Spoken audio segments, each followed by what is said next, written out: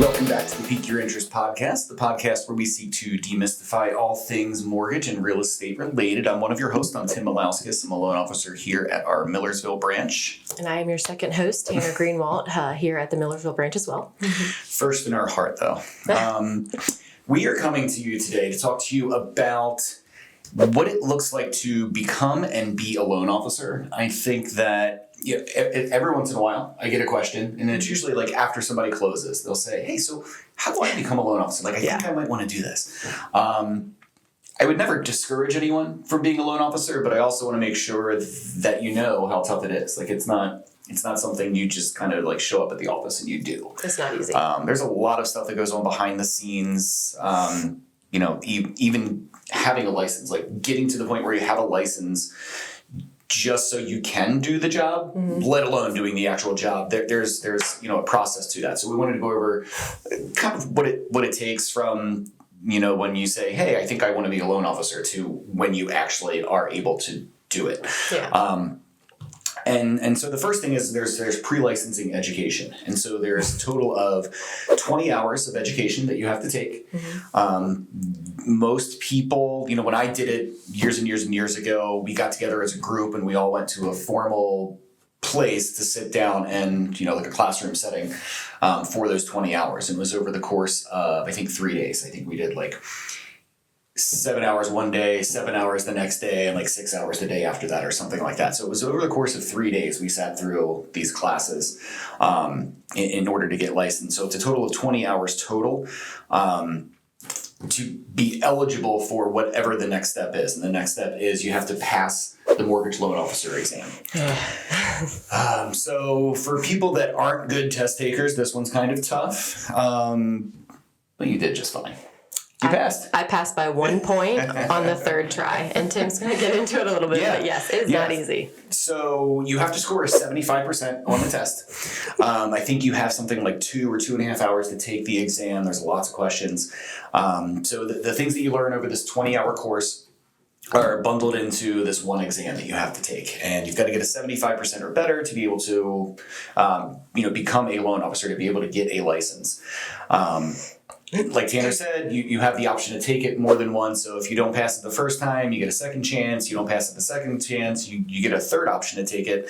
If you don't pass it the third time, there is a waiting period that's required. So, when I was taking it, and I think it's still the same, there was a 6-month waiting period. It's still the same. It's still the same. Yeah.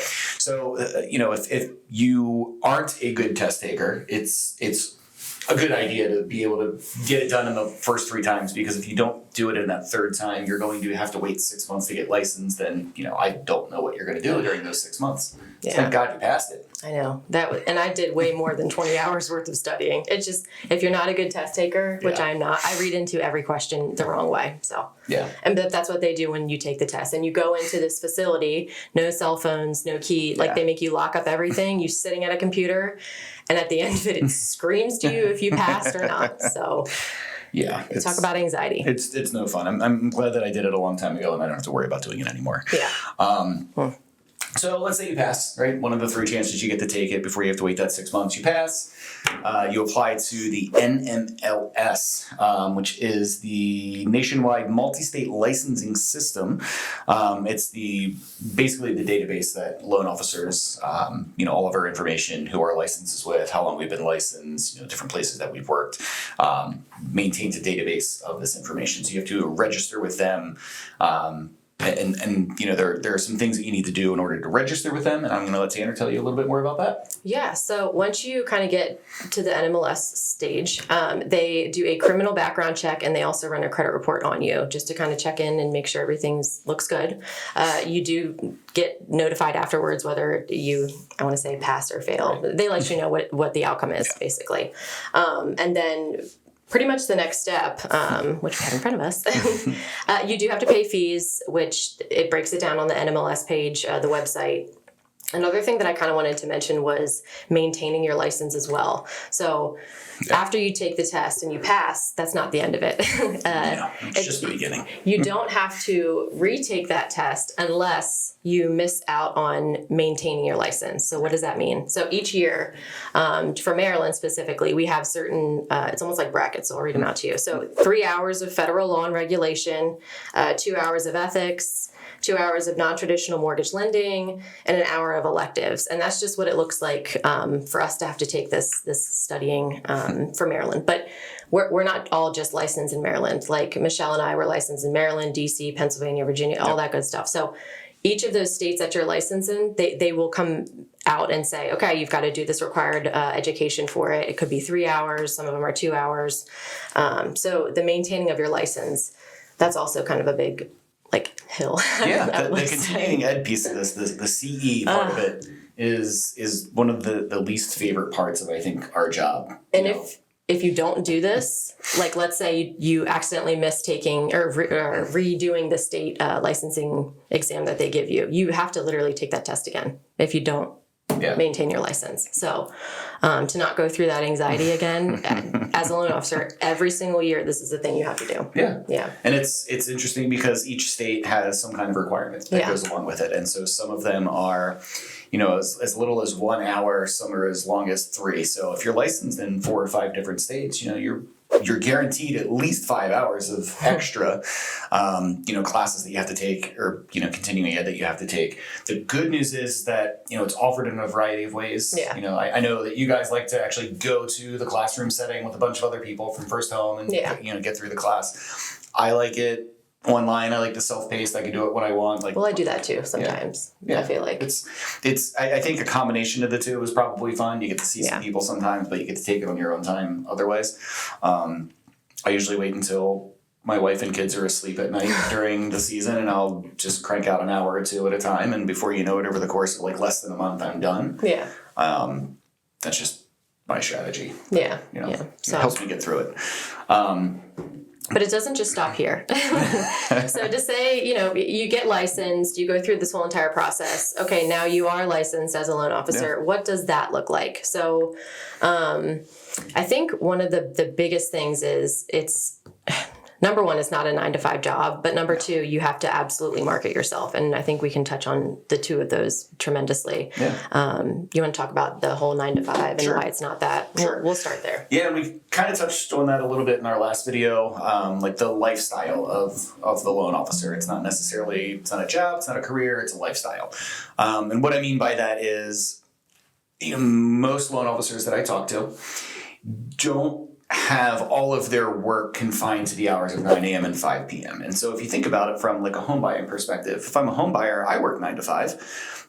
I'm probably not taking off of work to go look at houses. Maybe I do sometimes, or maybe I'm really motivated, or I have a vacation day to burn or something. But for the most part, people are waiting until after work to go look at houses. They're waiting until the weekends to go look at houses. Some people wait until, holidays because that's the time that they have off. So we live in a very competitive world, a competitive market. People want to offer on a house when they see it, if they like it, because if they don't, if they wait until tomorrow, somebody else may have, written in an offer on that house and the seller accepts. So you need to be able to act fast. And in order to be able to act fast, people like Tanner and I have to help. We have to be ready when you are ready, even if it's not when we want it to be ready. I certainly don't want to pick up my phone at 9 o'clock at night and run numbers for somebody, but sometimes that happens. The reality is, my work hours are not confined to 9 to 5. In fact, 3 p.m. is when I start getting busy. Once a shift of government workers starts getting off, looking at houses, and there are certain days of the week that are even busier. So as you get to Thursday, Friday, as new houses come on the market, as we get closer to a weekend, people get more excited about looking at houses. And so, later in the day, later in the week is when we tend to get busier. It's not that we're not busy Monday through Wednesday, because we certainly are. But it's not just a 9 to 5 job. It's we work in a customer service industry. We have to be ready when consumers are ready for numbers. If you look at a house at like 7 p.m. on a Tuesday night and you want to write an offer, well, guess what the next phone call is? Mm-hmm. It's you're calling me to say, hey, I saw this house. Can you tell me how much my payment is? How much money I need? Mm-hmm. Oh, and by the way, can you send my real estate agent a pre-approval letter because I'm writing an offer? So it's certainly not confined to 9 to 5. So if you're the type of person that's thinking about becoming a loan officer, really should think about what that looks like as far as a lifestyle. Right. To add to that as well, it also gives you the opportunity to create your own schedule too, Yep. Which a lot of people like about this job. So while it's not a 9 to 5, sometimes I think of some loan officers and just how we talk. Yeah. And some people don't come into an actual office until 10:30, 11 because that's not when they don't have people contacting them until Right. that time. Maybe they're doing something before then, but like to be actually on and working, it's like, okay, well, maybe you don't have to show up until 10. Do I advise that? No. Because I think you should always be doing something, especially during work hours. But, we are free to kind of create our own schedule. So I think that's something that is a serious plus because working a 9 to 5, you're not. You are supposed to be there from 9 to 5. You get a lunch break usually, and then that's really it. So I think that's something to add to that as well. Yeah. No, I think the freedom that this occupation offers is something that's really attractive to a lot of people, Yeah. myself included. Another thing to add is what it looks like beyond. Okay, so we know that it's not a 9 to 5. We know you got to get licensed. So what does it take to actually succeed, kind of thing, in this business? And that is you. It starts with you and how you market yourself. Yeah. So especially as a newer loan officer, you want to be out there as much as possible, attending as much as you can, networking as much as you can. People don't understand the power of networking, and that doesn't make sense to me, but it's very powerful. I mean, you can network with anybody. Anybody knows somebody that's looking to potentially buy a home. So getting yourself out there and doing the things that you think would be helpful to your business, it's a lot of trial and error, because I think people get into it and they're like, well, what are you doing that works for you? Or what did you do to go get business? And it's like, just because that worked for that person doesn't mean it's necessarily going to be beneficial to you. I've learned that, So I particularly love marketing. So I like coming up with ideas in order to help Michelle and I's team, create business. You're in the office for long hours doing that stuff. You're trying to be creative. You're thinking out of the box. Some things are going to work tremendously and it's going to be great and you're going to be excited about it. And some things are not going to work at all and you're going to be really pissed and you're going to be like, what am I doing? Why am I doing this? Yeah. But that's just that's what it looks like to market yourself. I mean, do you have anything to add to it? It's so much more than that, but I just think just saying.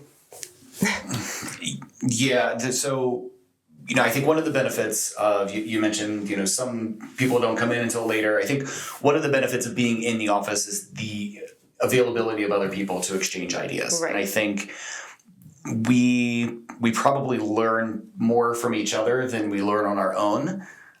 So, if something's working for you or something's working for me and we share that, it's something you can use to try to go make it work for yourself. It doesn't always, again, I think that's what marketing is. It's kind of like a try something and see if it works attitude. I think most things you try probably don't work, but I think everything is worth a shot because you never know what's going to work, what's going to stick.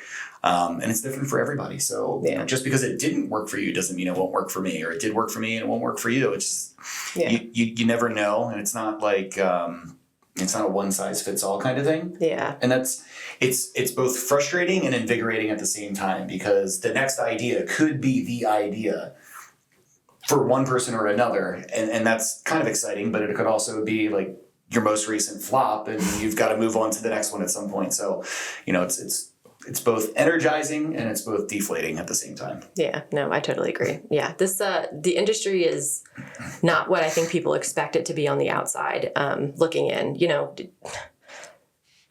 You can make a lot of money in this industry if you work really hard and you're helpful to your clients and you're building that book of business. But you can also flop completely if you can be just completely wasting money.